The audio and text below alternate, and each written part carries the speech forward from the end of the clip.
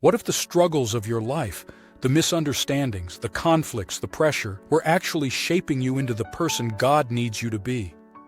November 20th is the feast of Saint Edmund Rich, also known as Edmund of Abingdon, one of the most remarkable minds and most courageous hearts of medieval England.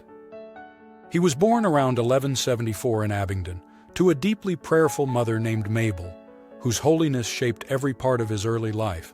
As a young boy, he studied at the local monastic school, practiced ascetic fasting, and even took a vow of chastity at age 12 in St. Mary's Church in Oxford.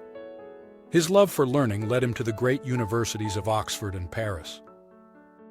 There, he became a master of arts, a gifted mathematician, a philosopher, and a theologian whose lectures helped introduce the works of Aristotle to English academia. Students came from everywhere to hear him, not only because he was brilliant, but because he lived what he taught: humility, honesty, and devotion to God.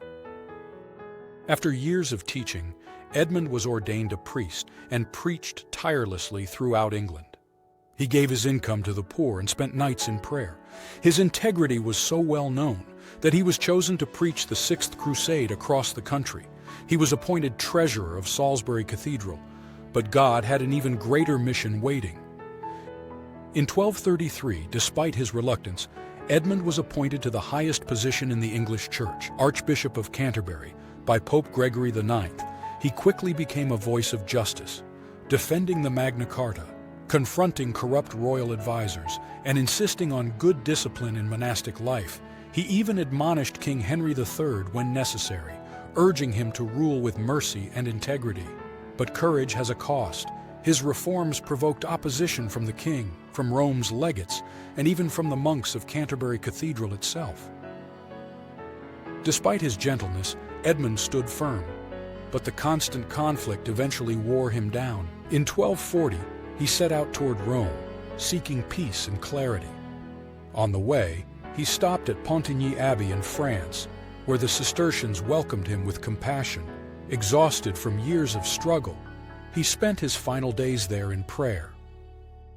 On November 16, 1240, in the house of the Augustinian canons at Soisy-Bouy, Saint Edmund peacefully returned to God. He was canonized only 6 years later.